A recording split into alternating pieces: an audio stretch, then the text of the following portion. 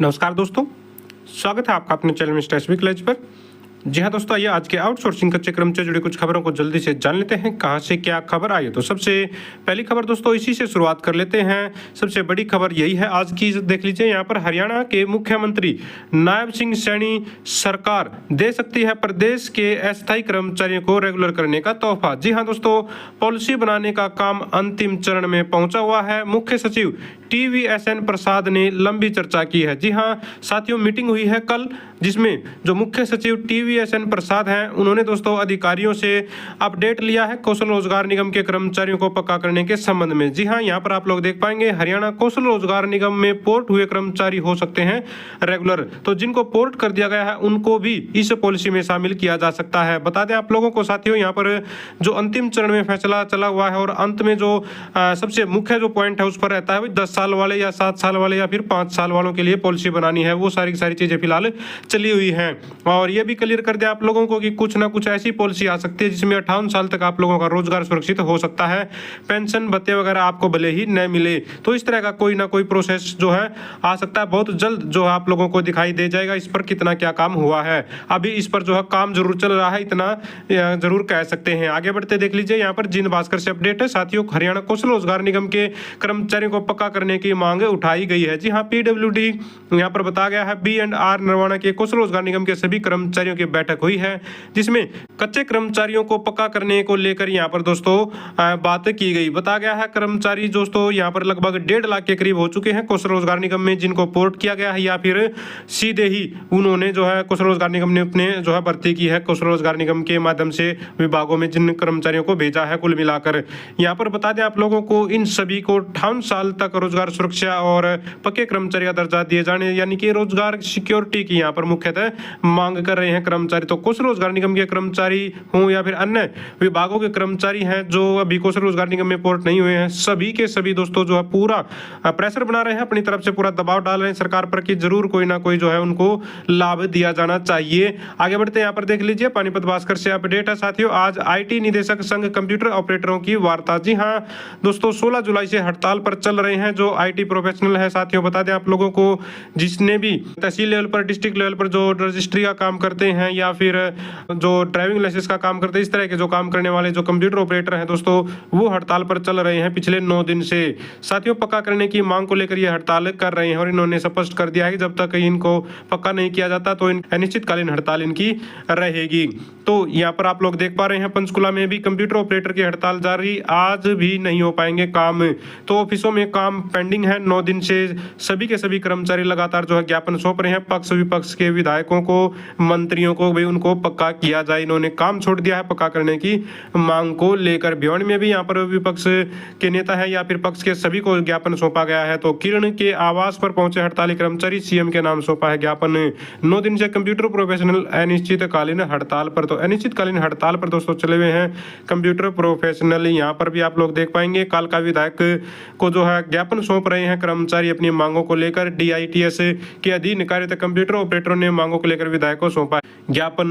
तो यहाँ पर स्पष्ट कर दिया गया है कि जब तक इनको पक्का नहीं करती सरकार तब तक ये अपने बेमियादी धरने को जारी रखेंगे।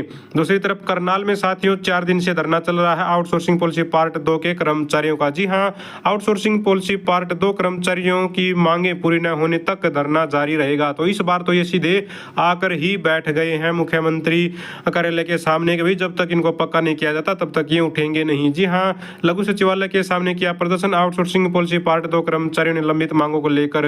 तो 4 दिन से दोस्तों ये धरने पर बैठे हुए हैं, लगातार अपडेट हम इनकी दे रहे हैं। तो साथियों पक्का करने की मांग को लेकर ये प्रदर्शन कर रहे हैं। इन्होंने बताया है 3 से 15 साल कार्यरत आउटसोर्सिंग पॉलिसी पार्ट 2 के कर्मचारियों को आंदोलन करना पड़ रहा है नियमित करने की प्रमुख मांग को लेकर, लेकिन सरकार है कि जो है उनकी सुनवाई नहीं कर रही है, इसलिए इनको मजबूरी में इस धरने को यहाँ पर परमानेंट करना पड़ा। परमानेंट यानी कि इन्होंने स्पष्ट कर दिया है कि जब तक पक्का नहीं किया जाता तब तक ये यहीं पर जमे रहेंगे। ये देख लीजिए यहाँ पर सोसाइटी पॉलिसी बनाकर, जी हाँ, सोसाइटी पॉलिसी बनाकर कर्मचारियों को नियमित करने की मांग कर रही है। यानी कि जो कर्मचारियों की सोसाइटी है, यानी कि पार्ट 2 के कर्मचारियों की सोसाइटी है। इसके बाद यहाँ पर आगे बढ़ते हैं, देख लेते हैं। कौशल रोजगार निगम में भाजपा अपने लोगों को कर रही है एडजस्ट, दिग्विजय। जी हाँ, हरियाणा में जसपा के प्रधान महासचिव दिग्विजय सिंह चौटाला ने कहा कि हरियाणा कौशल रोजगार निगम में भाजपा नेता अपने लोगों को एडजस्ट कर रहे हैं। तो अपने लोगों को एडजस्ट करने का आरोप यहाँ पर लगाया गया है जसपा नेता के द्वारा। तो इसके बारे में क्या ही कह दें, बहुत सारे लोगों को बहुत सारी चीज़ें पता है। और अभी कुछ दिन पहले जो सरकार में थे तो तब क्या चल रहा था और अब क्या चल रहा है, पता नहीं इतना अंतर कैसे आ गया, अब कैसे बताया जा रहा है ये अंतर। आगे बढ़ते हैं, देख लीजिए यहाँ पर करनाल से अपडेट है।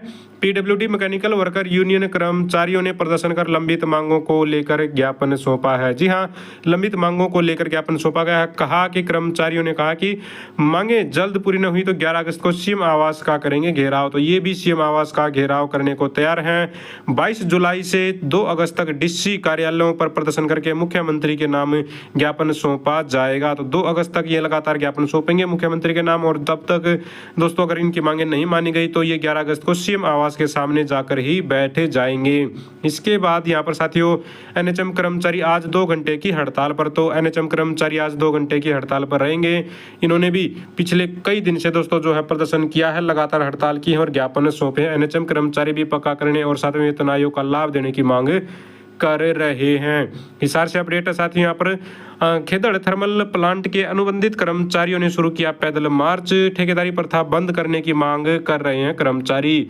तो खेदड़ के जो थर्मल पावर प्लांट के कर्मचारी हैं साथियों, अनुबंधित विद्युत कर्मचारी, इन्होंने पैदल मार्च किया है और 29 जुलाई को ये करनाल में पहुंचकर अपना जो है प्रदर्शन समाप्त करेंगे। 29 जुलाई को साथियों करनाल में बहुत बड़ा प्रदर्शन होने जा रहा है। सर्व कर्मचारी संघ की तरफ से बहुत सारे जो है कर्मचारी साथी अलग अलग विभागों के यहाँ पर इकट्ठा होंगे और अपनी मांगों को उठाएंगे। इन्होंने बताया कि एचपीजीसीएल प्रबंधन के साथ 12 जून 2023 को समझौता हुआ था अनुबंधित विद्युत कर्मचारियों का। इसमें खेदड़ व थर्मल प्लांट जो यमुनानगर में कार्यरत अनुबंधित कर्मचारी उनको हरियाणा कौशल रोजगार निगम में शामिल करके ठेकेदारी प्रथा से मुक्त करने की सहमति बनी थी। लेकिन आज तक दोस्तों बहुत सारे कर्मचारी हैं जो कौशल रोजगार निगम में शामिल नहीं किए गए हैं। 1 साल बीत गया समझौते को और 70 कर्मचारी तो ऐसे हैं जिनको अंदर ही नहीं जाने देते, गेट पास यानी कि उनका नहीं बना रहे हैं। जब से उन्होंने आंदोलन किया है, अपनी मांग उठाई है, तो उनको नौकरी से हाथ धोना पड़ा। तो दोस्तों ये थी सारी की सारी आज की आउटसोर्सिंग कच्चे कर्मचारी जुड़ी खबरें। अगर आप भी चाहते हैं हरियाणा में एजुकेशन से रिलेटेड कच्चे कर्मचारी जुड़ी खबरें समय पर पाना तो चैनल को जरूर सब्सक्राइब करें, वीडियो को लाइक करें, दोस्तों के साथ शेयर करें। Thank you very much.